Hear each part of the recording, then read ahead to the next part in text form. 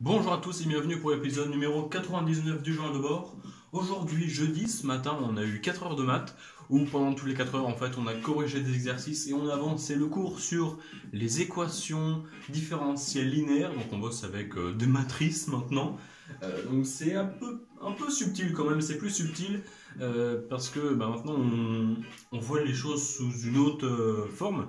Par exemple, voilà, au lieu de juste l'équation différentielle toute seule, tu vas mettre ça dans les matrices. Par exemple, la matrice colonne avec y et y'. Si elle suit le truc, la dérivée de ça, donc y' et y seconde, c'est égal au produit de la matrice A, qui est par exemple une matrice de 2, fois x, donc y' par exemple, plus une autre matrice colonne. Ça c'est une équation différentielle et on sait faire pas mal de trucs là-dessus, donc c'est plutôt compliqué. Mais ça se fait, donc voilà, ça fait appel à plein de connaissances, que ce soit en algèbre, du coup avec les matrices, et aussi tout simplement les équadifs. Donc les équadifs de première année, on a revu tout ça, c'était plutôt pas mal. Ensuite, après-midi, 2 heures de physique, on a pas mal continué le 4e chapitre sur la conversion de puissance, donc les machines tournantes. Donc en gros, les machines tournantes, en gros, qu'est-ce que c'est? C'est un vaste terme pour dire que ce soit les moteurs.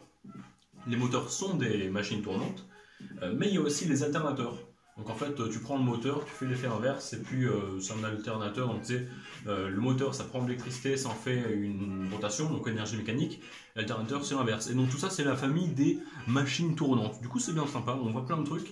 Et par exemple, je vous avais dit que j'avais des capacités exigibles, c'est-à-dire que tout simplement, on a des feuilles avec tout le programme de marqué dessus.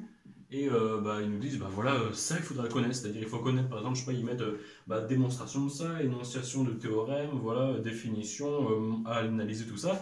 Ça, c'est des trucs des capacités, c'est dans le titre exigible, c'est-à-dire qu'ils peuvent te demander, la plupart du temps en colle ou même au concours, ils peuvent te dire, dites-moi ça, vous êtes censé le savoir.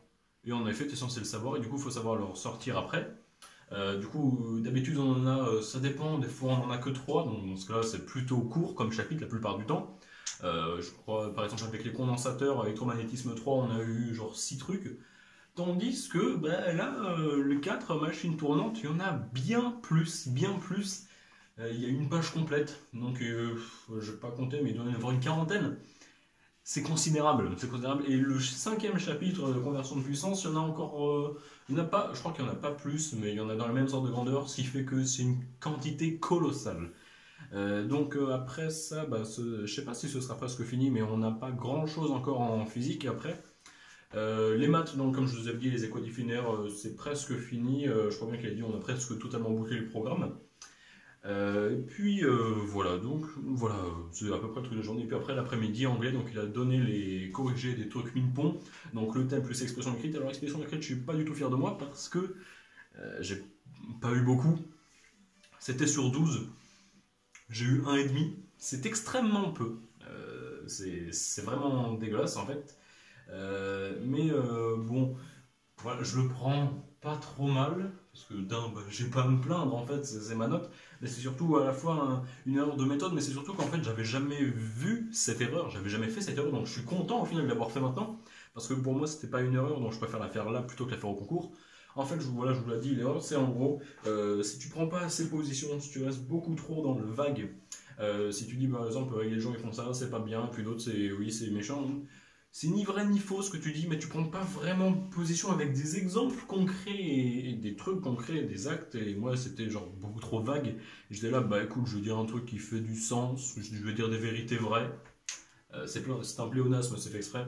Et donc voilà, comme ça je vais pas trop, voilà, je vais rester dans le gros, tu vois, et puis je vais essayer de chauffer devant, et puis ça n'a pas marché. Par contre, le thème, je suis fier de moi parce que sur 8 points, j'ai eu 8. Donc 8 sur 8 au thème, et puis au final ça me fait 9,5, la moyenne est à 12. Donc bof.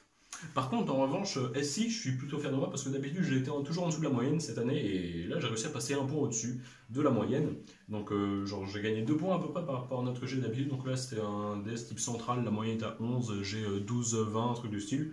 Donc je suis plutôt fier de moi, voilà, c'est plutôt pas mal je trouve.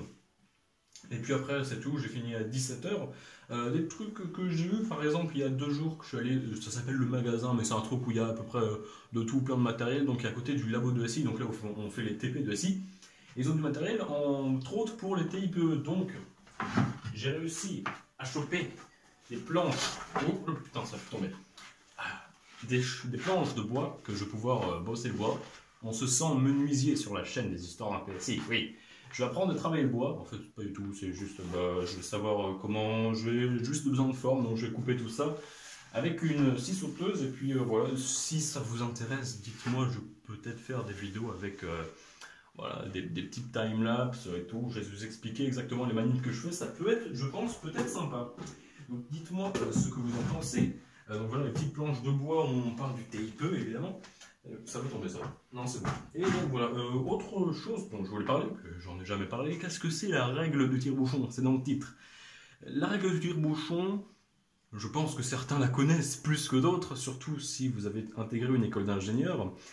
Évidemment, je fais référence à l'alcool, hein. Il faut des fois que la blague ne soit pas assez claire pour tout le monde. Du coup, la règle du tire-bouchon, ou la règle des 3 doigts, comment les gens veulent l'appeler, c'est tout simple, ça te permet d'avoir à la fois une base orthogonale, sur, j'ai envie de dire sous la main, ou presque c'est sur la main.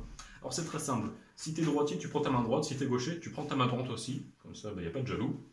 Du coup, tu mets, supposons, tu veux faire le produit vectoriel de vecteurs. T'en as un, tu vois, il est comme ça par exemple, genre je sais pas, tu vois sur ton dessin, il est à peu près dans cet axe-là.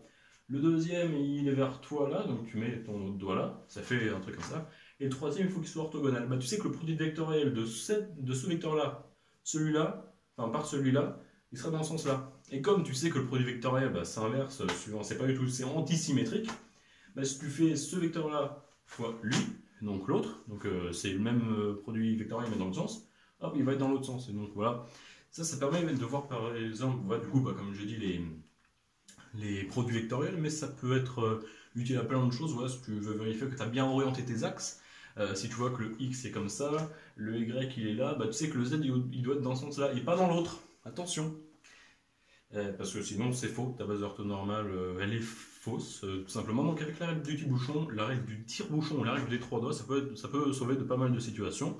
Enfin, ça peut pas te sauver d'une bombe, mais voilà, en DS, surtout en SI ou en physique, ça peut être pas mal ce genre d'astuce-là.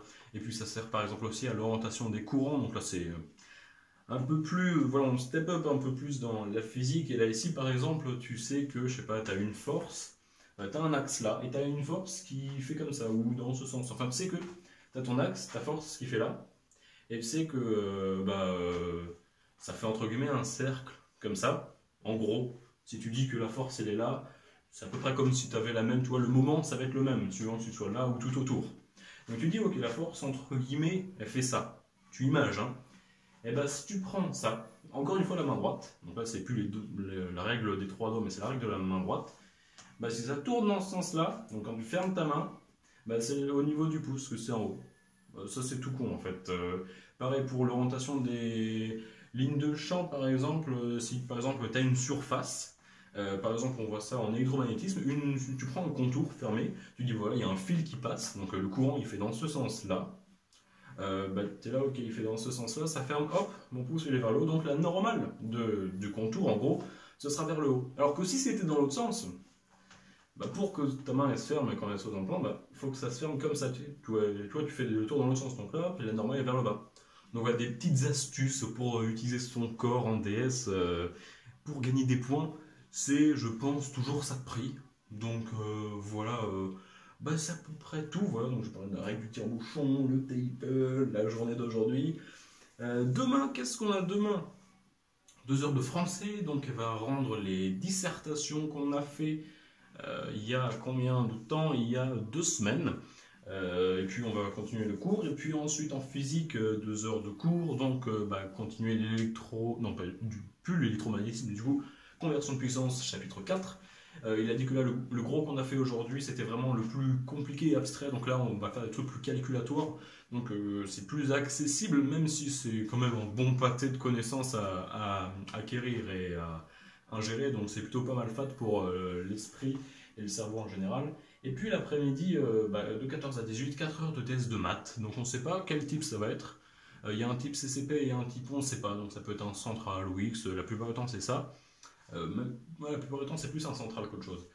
Et puis voilà, il a dit qu'il ne savait pas encore ce que c'était. Moi j'ai préféré pas prendre le CCP, prendre l'autre. Je crois qu'il n'y en a que 3 ou 4 dans la classe qui prennent le CCP. Donc voilà, donc je vais prendre l'autre demain et puis on va faire ça ce DS. Donc ça peut porter sur à peu près tout. Je sais ce qu'il faut que je révise le plus, donc ça va être les polynômes, les polynômes interpolateurs de Lagrange, réviser tout ce qu'on sait dessus.